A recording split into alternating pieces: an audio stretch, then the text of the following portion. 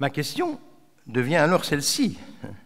Mais est-ce que ce changement de société hétéronome, passage à une société autonome, change-t-il quelque chose à la façon dont l'être humain se construit? Parce que là, ça aurait toute une série d'incidences et de conséquences que moi j'ai la tâche, comme psychiatre et psychanalyste, d'essayer d'éclairer. Pas seulement avec mes connaissances de psy, mais aussi avec une sorte de vigilance importante à la spécificité de ce basculement passage de société hétéronome à une société autonome, qui pourrait méconnaître tout un aspect des choses que je retrouve comme difficulté, si elles ne sont pas bien repérées, à la fois dans l'éducation et à la fois à l'école. Est-ce que c'est ce qui se passe? Eh bien oui, je crois que c'est ça qui se passe. C'est que cette mutation, et je voudrais vous ajouter d'abord, donner peut-être 2-3 exemples comme ça, cliniques, tout bêtes, tout simples, mais en même temps, je trouve éminemment éloquents. Le premier, c'est celui de ma petite fille, 2 ans et demi. Elle chipe, elle prend le cadeau d'anniversaire de son frère plus âgé, le jour de son anniversaire, évidemment, ne se gêne pas, elle y va. Intervention très gentille du papa, disant « Écoute, ça ne se fait quand même pas, tu lui demandes si tu veux jouer avec son jeu, mais tu lui demandes quand même. » Réponse de cet enfant, 2 ans et demi, « C'est quand même mon droit. » Je peux vous assurer que ça n'est absolument pas le discours des parents. Ce n'est pas leur truc de parler de ça comme ça. Je peux aussi vous assurer que, ma petite expérience étant, je n'imagine pas, il y a 30 ans, un enfant répondre ça. Ça n'est pas pensable. D'où a-t-il été chercher ça? Ça n'est pas cherché chez ses parents qui auraient instillé ce discours. D'où est-ce qu'il a la capacité psychique d'aller tout à coup repérer que faire appel à « c'est quand même mon droit », c'est quelque chose qui légitime le fait qu'il irait carrément chipper le cadeau d'anniversaire du frère, en tout cas momentanément. On va y revenir. Deuxième exemple clinique. Alors, vous savez qu'aujourd'hui, les pédopsies ont de plus en plus affaire à un symptôme qu'on ne connaissait pas beaucoup, qui est la crise de colère de l'enfant de 2-3 ans. Colère irrépressible. Pas moyen d'arriver à bout de cette colère. C'est à ce point important aujourd'hui, que d'ailleurs plusieurs cliniciens en parlent, mais on a même créé à Montpellier un centre spécialisé dans Il y a eu récemment en plus une émission de télévision qui a été consacrée, une émission au programme de France 2, je crois, qui a été consacrée à ce type de difficultés, c'est-à-dire des parents qui se trouvent complètement démunis devant la colère d'un enfant de 2 ans qui veut à tout prix avoir quelque chose et qui ne se laisse absolument plus réguler, influencer, limiter par les parents. J'y reviendrai. Et troisième exemple comme ça clinique que je vous donne pour vous dire à quel point ces questions-là sont éminemment en train de transformer quelque chose. Troisième exemple, c'est un exemple que vous connaissez sans doute encore beaucoup plus parce que vous le fréquentez certainement davantage que moi, c'est celui d'un, je vais reprendre simplement 2 propos d'un jeune en décrochage scolaire que j'ai vu après tout un temps, d'abord vu les parents pour essayer de leur expliquer de quoi il s'agissait sans doute, etc. Jeune très intelligent, 17 ans, très malin, très capable d'où, mais finalement l'école finie, décrochage scolaire, etc. Dès la première fois où il vient me voir, 2 phrases que je pique de son discours. Mes parents ne font pas buter. Et la deuxième chose, il me dit, mon père quand même un peu, mais alors on monte dans les tours, tous les 2. Qu'est-ce que ça veut dire ce propos-là? De quoi s'agit-il? Et par ailleurs, je peux vous assurer que j'avais eu l'occasion de voir les parents et manifestement, c'était des monsieur et madame tout le monde, tout avec plein de choses intéressantes, d'activités intéressantes professionnelles qui tenaient bien leurs affaires. La question on va bien voir, n'est pas du côté d'ici venir simplement dire les parents n'ont pas fait ce qu'il faut. Je dis simplement que lui a perçu que ses parents ne faisaient plus buter, ou ne faisaient pas buter.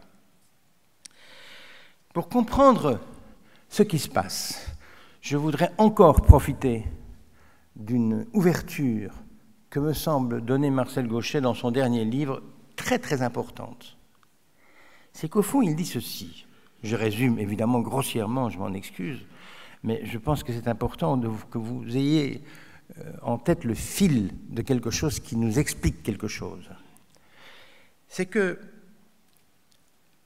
si on a essayé de se libérer de ce monde hétéronome d'hier, religieusement organisant la société, avec tout ce que ça implique. La libération, elle a commencé en 1500.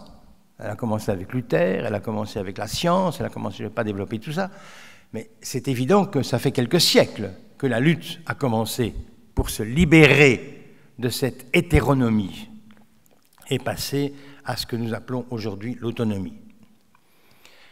Je trouve qu'il est très intéressant que Marcel Gauchet fasse remarquer que ce n'est que très récemment, une trentaine, quarantaine d'années, moi j'entends tout de suite 2 à 3 générations, que ce n'est que très récemment que la tâche a été réussie.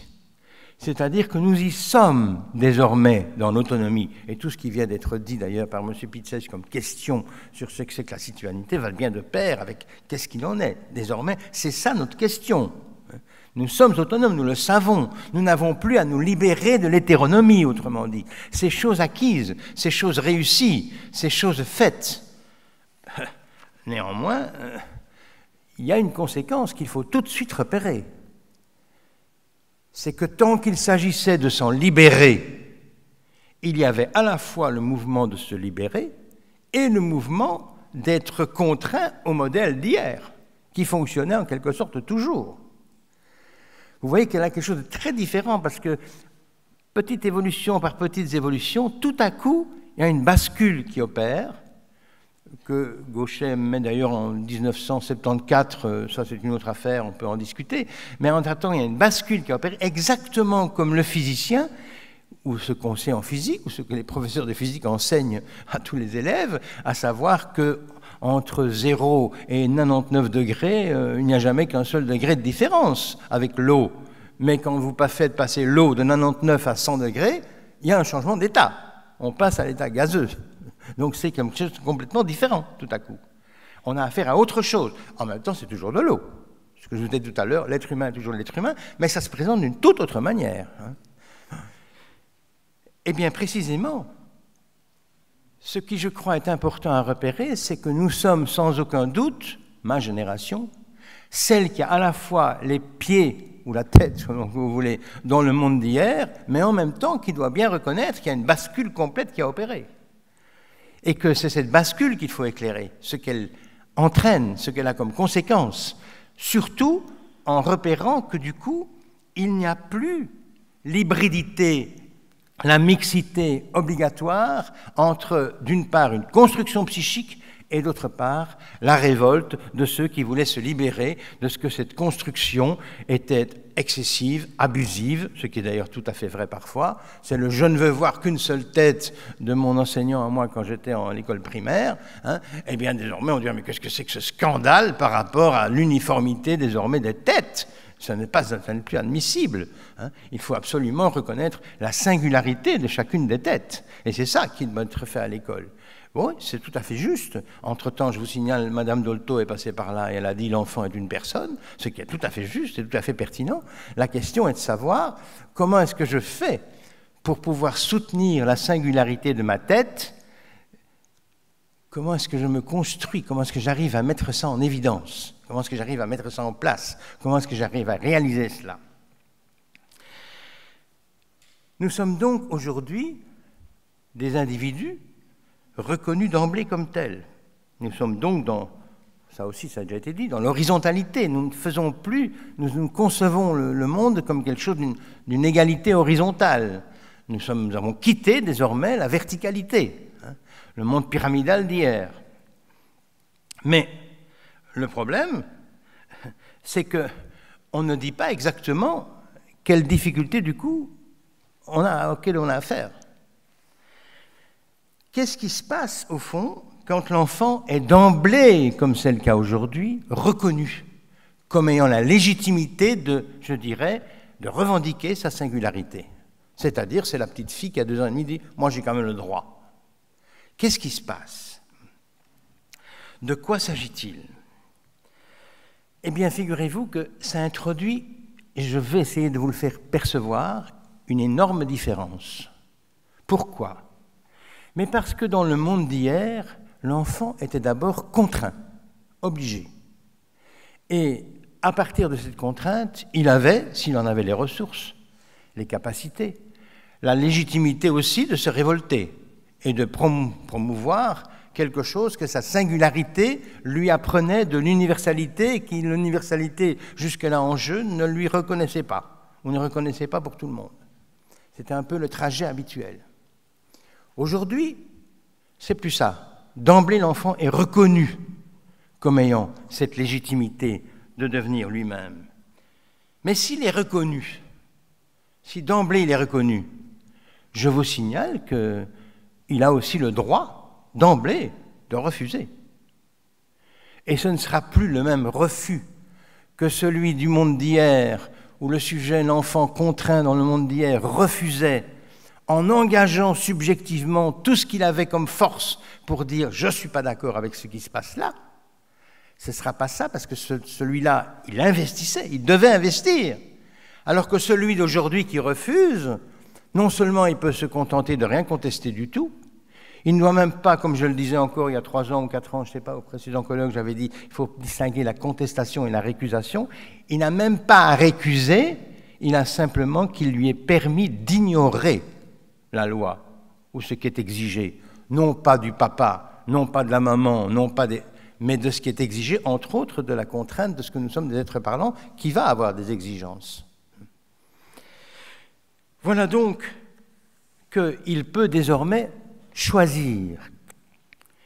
Il peut non plus se rebeller, non plus même récuser, il peut simplement, comme je vous le dis, ignorer la loi. Autrement dit, il est sans butée, pour reprendre l'exemple de mon décrocheur scolaire tout à l'heure.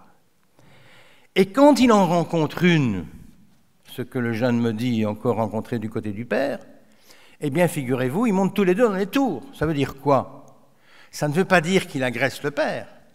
Ça veut dire qu'il n'est pas prêt du tout de lâcher sur la consistance qu'il a pu prendre en ayant le droit d'ignorer que la loi le concernait lui aussi. Et il va garder cette position forte, de toute grande force, qui va d'ailleurs du coup expliquer le deuxième exemple que je vous donnais, parce que qu'est-ce qui se passe pour qu'un enfant aujourd'hui de 2-3 ans n'accepte pas des choses qui sont toutes bêtes, tu peux hurler tant que tu veux, ça ne changera rien. Voilà comment on résolvait les choses à ce moment-là. Eh bien aujourd'hui, d'abord il faut encore trouver des parents qui soutiennent ça, ce qui n'est pas toujours évident. Alors vous allez me dire, ce qu'on dit beaucoup souvent à l'école, ou que j'entends en tout cas souvent dire, oui mais les parents aujourd'hui ils démissionnent. Non, ils ne démissionnent pas. Je ne suis pas d'accord, ce n'est pas ça du tout. Les parents se retrouvent, comme vous d'ailleurs, au niveau de l'enseignement, à cause de ce discours sociétal que je viens de vous indiquer tout à l'heure, qui non seulement a changé, bravo, très bien, mais qui dans le changement semble ignorer ou méconnaître des choses auxquelles il reste toujours astreint, entre autres cette contradiction que je vous ai indiquée tout à l'heure, que la souveraineté elle existe toujours, et que l'ensemble existe toujours, et que le tout est au-dessus des parties, eh bien cela, aujourd'hui, les parents, comme vous, ils se sentent délégitimés. Ils n'ont plus cette légitimité, ils n'ont plus l'appui de tout le discours sociétal pour venir oser dire à l'enfant, il n'y a aucun parent au monde qui n'a envie de... Enfin, si, ça arrive malheureusement, mais ça, on est dans la pathologie, là. Mais la majorité des parents veillent le mieux à faire ce qu'ils peuvent pour leurs enfants. Mais si vous avez enlevé la légitimité de venir mettre de la limite, de venir dire tu peux toujours danser sur ta tête, ça ne changera rien. Si au contraire, vous n'avez plus cette légitimité-là, qui était ce qui leur donnait, si vous voulez, la possibilité de se trouver d'emblée dans une position supérieure à l'enfant, tout petit, puisque ça se passe ces crises-là à 2-3 ans. Je vous donne un petit trait comme ça que je crois tout bête, c'est que je n'ai jamais vu personne faire la guerre s'il était convaincu d'avance qu'il allait la perdre. Eh bien, c'est ce qui se passait auparavant. Les contraintes étaient telles de la part de l'enfant qu'il ne s'engageait pas dans un combat de ce type-là. Mais aujourd'hui, il peut très bien s'y engager, et très tôt, parce qu'il a l'impression qu'il peut très bien gagner ce combat.